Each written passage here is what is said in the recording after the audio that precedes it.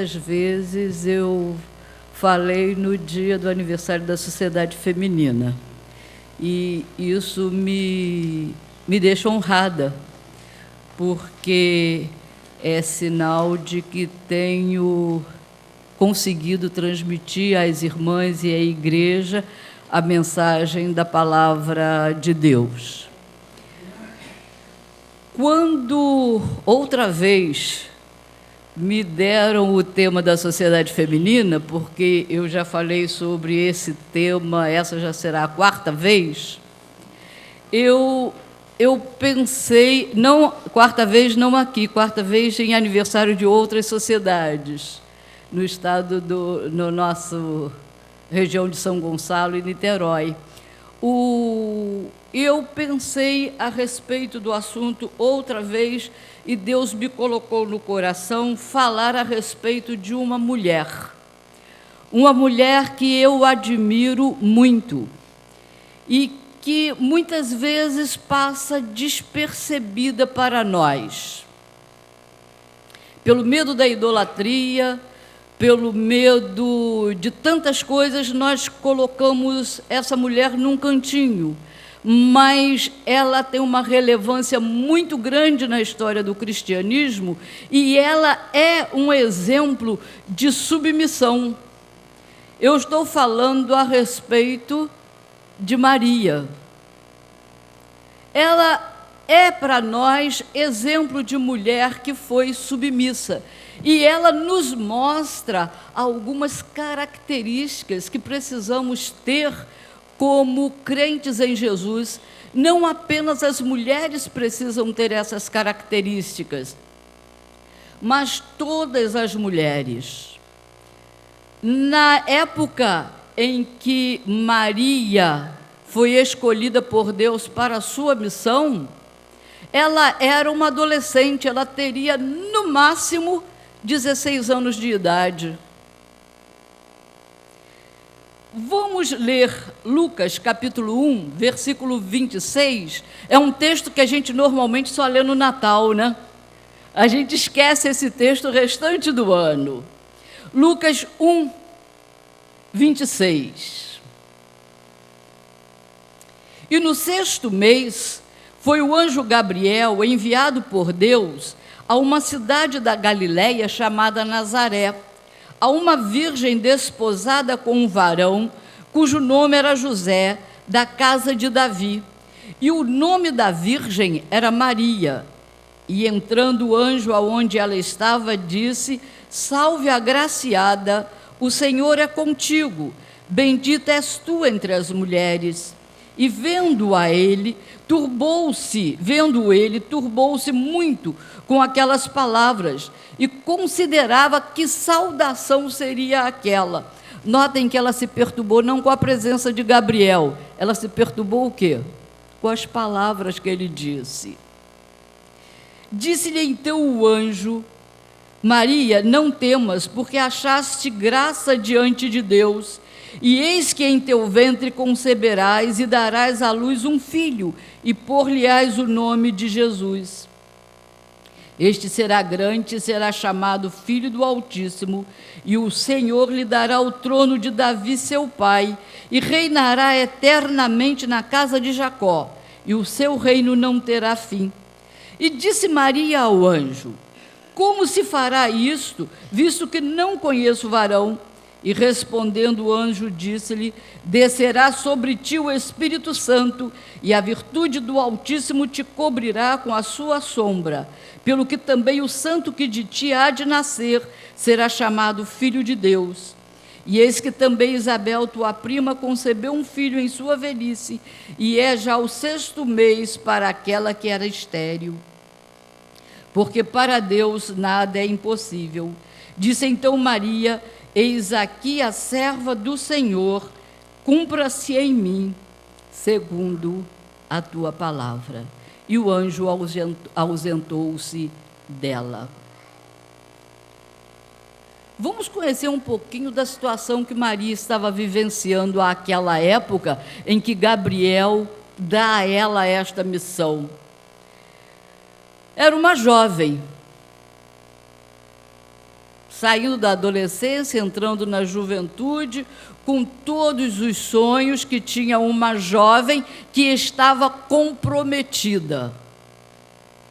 O casamento àquela época não era como... Obrigada. O casamento àquela época não era feito como agora, de que a moça e o rapaz se encontravam e eles que se escolhiam, e aí eles é que comunicavam à família: estamos namorando, estamos noivos. A coisa era bem diferente. Quando nascia uma criança numa família, os pais, muitas vezes já desde a infância, é que contratavam o casamento dos seus filhos. Então, o casamento de Maria com José já estava contratado. E essa pintura de José, um velhinho decrépito, não corresponde à verdade. José era um jovem também na idade de se casar, devia ter por aí os seus 20, 21 anos. E o compromisso deles vinha desde a infância, um contrato feito entre as famílias. E era um contrato tão sério, esse desposamento era tão sério, que só podia ser rompido com divórcio. Não podia simplesmente José dizer para Maria: Maria, acabou o noivado, não te quero mais. Ou Maria dizer para José, não podia haver isso. Era algo tão sério que só o divórcio podia desfazer o compromisso. Maria, nesse período, estava se preparando para o casamento. Chegou a idade de se casar, de haver as festas das bodas, que era uma grande festa, uma grande comemoração da família e da vila. E quando está assim acontecendo, ela se preparando, esse anjo aparece a ela e transtorna todo o seu planejamento. O anjo diz a ela que ela seria mãe, que ela engravidaria. Olha que situação terrível. Um noivado, que era mais do que um noivado, que só podia ser rompido com o divórcio. E agora o anjo diz que antes dela se casar, ela estaria grávida. Então ela seria considerada adúltera. E a punição para o adultério naquela época era morte por apedrejamento. Uma morte terrível, dolorida e pública. Todos conheceriam, todos saberiam como ela se submeteria àquela situação. Correria o risco de José a denunciar, a sua família denunciar, o sinédrio a condenar ao apedrejamento. Mas nas atitudes de Maria ficam reveladas as suas características espirituais, e nós precisamos aprender com ela a evidenciar em nosso comportamento as mesmas atitudes. Maria mostra uma atitude que nós precisamos ter, que é fé. Veja no versículo 38. Disse então Maria ao anjo: eis aqui a serva do Senhor, cumpra-se em mim segundo a sua palavra. Ela não estava numa situação de risco? Estava. Ela não estava numa situação em que poderia perder a vida? Estava. Mas a sua fé a levou a ter uma outra atitude, que é coragem. E ela não discutiu com o anjo. Ela não discutiu com o anjo que ela não poderia, ela só perguntou a ele: como pode ser isso se eu não sou casada, se eu sou virgem, como é que eu posso engravidar? O anjo disse: virá sobre ti o Espírito Santo. E ela discutiu como ia ser. Não pode ser, porque isso é impossível, nunca aconteceu em lugar nenhum, eu nunca ouvi falar disso, isso é uma impossibilidade, humanamente impossível. Mas para Deus, o anjo diz, nada é impossível. Maria creu que Deus realizaria aquilo que o anjo estava dizendo. Maria creu que ela conceberia e daria à luz um filho pela ação especial do Espírito Santo. Algo sobrenatural, mas ela não discutiu com o anjo, ela não discutiu com Deus. A fé é plena confiança em Deus. A fé é total dependência de Deus. A fé é se colocar à disposição de Deus, para que aquilo que Deus disse se realize em nós. Ela disse, cumpra-se em mim, segundo a tua palavra. O anjo disse, é Deus mandando para mim essa missão, então agora deixa eu dizer ao anjo, estou disposta, realiza em mim. Quando ela vai visitar Isabel, que era tida como estéril e que agora estava grávida de João Batista, quando Isabel a recebe, Isabel diz a ela, bem-aventurada aquela que creu. Isabel reconheceu que tudo estava acontecendo porque Maria havia crido. A fé é essencial para que Deus realize em nós os seus planos. Precisamos ter fé, confiança absoluta. É a fé que vai nos levar a ter um comportamento coerente com a palavra de Deus. É a fé que vai nos levar a ter um estilo diferente, de vida diferente do mundo. Eu estava ontem espantada ao ler as mensagens e as notícias a respeito de uma menina de 12 anos que está participando de um programa de culinária para crianças. E aquela menina foi vítima de assédio sexual, de pedofilia nas redes sociais.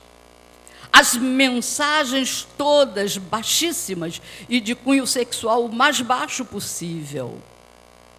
O estilo do mundo é esse, de perversão, de violência, de desvalor da mulher.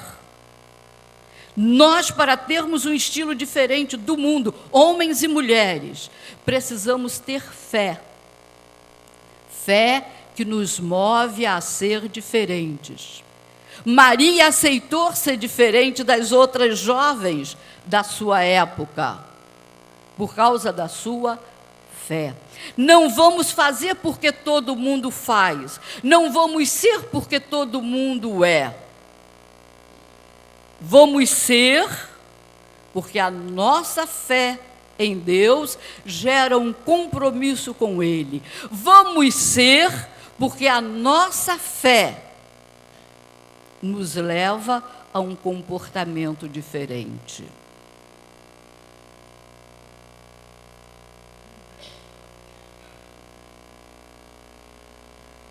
A fé é essencial no relacionamento com Deus, porque sem fé é impossível agradar a Deus. É a fé que nos leva a uma vida de acordo com a vontade de Deus. Mas é a fé também que nos dá coragem. É a fé que nos motiva a fazer aquilo que talvez ninguém faça. Foi a fé que motivou Maria a dizer, cumpra-se em mim a palavra. Era uma coisa completamente diante dos homens estapafúrdia.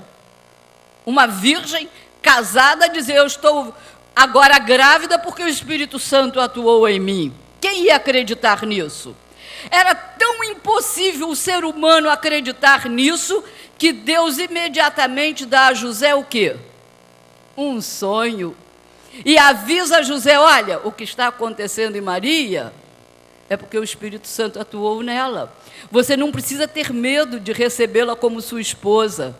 Case-se com ela como você havia planejado, porque José já estava pensando em desmanchar o compromisso, deixando Maria quietinha lá na vila, não dizer nada. Mas Deus disse para ele: não faça isso, agora é a sua vez de ter fé e ter coragem. Assuma e case-se com ela. 2 jovens de fé e coragem. Outra atitude essencial para o crente que nós vemos em Maria, além da fé, é a submissão. Maria diz o que ao anjo? Eis aqui a serva do Senhor. Maria não se colocou num lugar de uma deusa. Maria não quis fazer parte da divindade. Maria se coloca como serva. E a palavra que ela usa para serva, que é traduzida aqui como serva, é escrava. Aquele cuja vontade está totalmente dependente do seu Senhor. Aquele que não tem vontade própria, aquele que não tem direitos, aquele que não tem liberdade para fazer o que quer, mas tem que fazer aquilo que o seu Senhor ordena. Maria se submeteu às condições de Deus. Ela não impôs condições a Deus. Deus, olha, eu só aceito isso se... Olha, Deus, isso aí é muito difícil, vamos fazer daquela outra maneira. Não. Maria, ela foi completamente submissa. Submeter-se é reconhecer a vontade de Deus e realizar essa vontade. Submeter-se é ser obediente. Nós temos que ser obedientes a Deus nas coisas mínimas da nossa vida. Nós temos que ser obedientes a Deus no dia a dia. Você tem que ser obediente a Deus no seu trabalho, na sua família, no andar nas ruas, no entrar no ônibus, no dirigir nas ruas, no estacionar, para não estacionar nas vagas que não deve estacionar. Você deve obedecer a Deus em mínimas coisas. Às vezes a gente pensa em obediência a Deus em coisas grandes, mas a obediência a Deus vem das coisas pequenas. O anjo disse que Maria achou graça diante de Deus. Foi Deus que cobriu Maria com a sua misericórdia. Não é porque Maria fosse sem pecados, não é porque Maria fosse excepcional, não é porque Maria fosse... Não. Maria era uma jovem como outra do seu povo. Mas havia em Maria essas 2 características, fé e submissão. Maria, com certeza, era daquelas jovens que estavam esperando a vinda do Messias. E porque esperava, tinha fé no seu Deus e se submetia a Ele. E agora, quando recebe uma difícil missão, ela está pronta a realizá-la. Mas há uma outra característica em Maria. Maria, quando canta o seu cântico de alegria pela notícia de que seria mãe do Salvador, ela diz o seguinte: a minha alma engrandece ao Senhor, e o meu espírito se alegra em Deus, meu Salvador, porque atentou na baixeza de sua serva, pois eis que desde agora todas as gerações me chamarão bem-aventurada. Nota que ele diz, atentou na baixeza da sua serva. Ela volta a repetir a palavra escrava, e agora ela acrescenta uma outra palavra, uma outra característica. Ela diz baixeza. Baixeza não moral, mas no sentido de que ela não era nada diante de Deus. Ela não tinha valor em si mesma para merecer a escolha divina. Ela estava reconhecendo isso. Essa escolha divina não é porque eu mereço, não é porque eu sou alguma coisa. Eu não sou nada, eu sou pequena. Eu sou humilde. Nós precisamos ser humildes.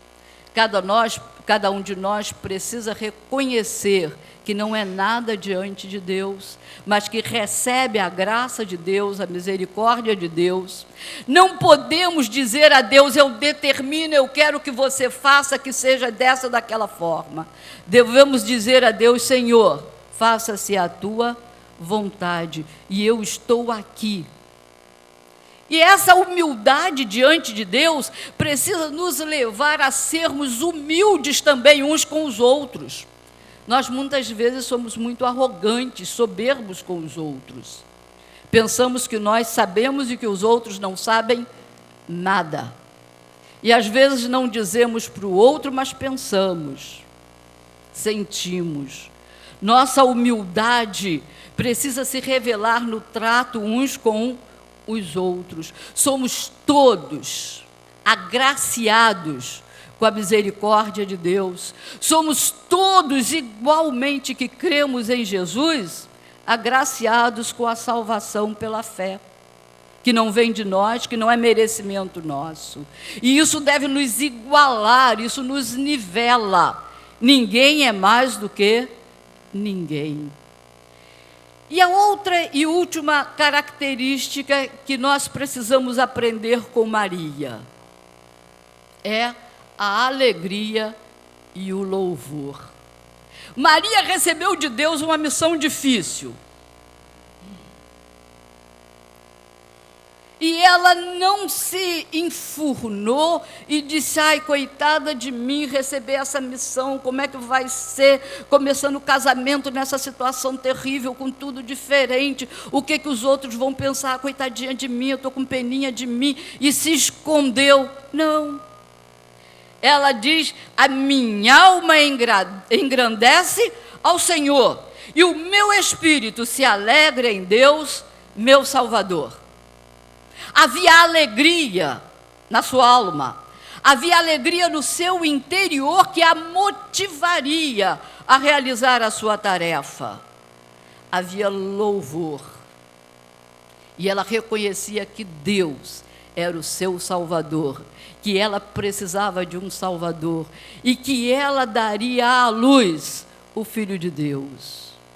A alegria do cumprimento da missão faz com que toda a vida se ilumine, faz com que a gente saia do canto escuro, faz com que a gente veja as realizações que ainda estão por vir.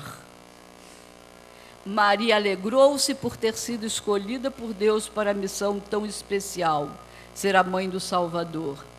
E a alegria pela escolha levou-a a louvar a Deus.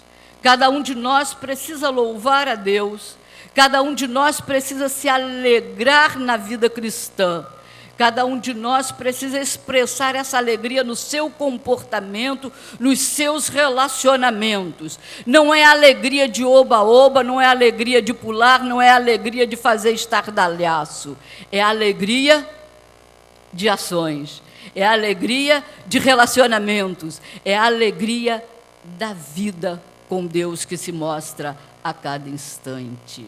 A alegria de estar ao serviço de Deus e o louvor impede que sejamos reclamadores, que sejamos murmuradores, que sejamos invejosos, que sejamos mexeriqueiros, que sejamos orgulhosos. Porque teremos consciência de que estamos servindo a um grande Deus que nos agraciou com sua missão, com a salvação.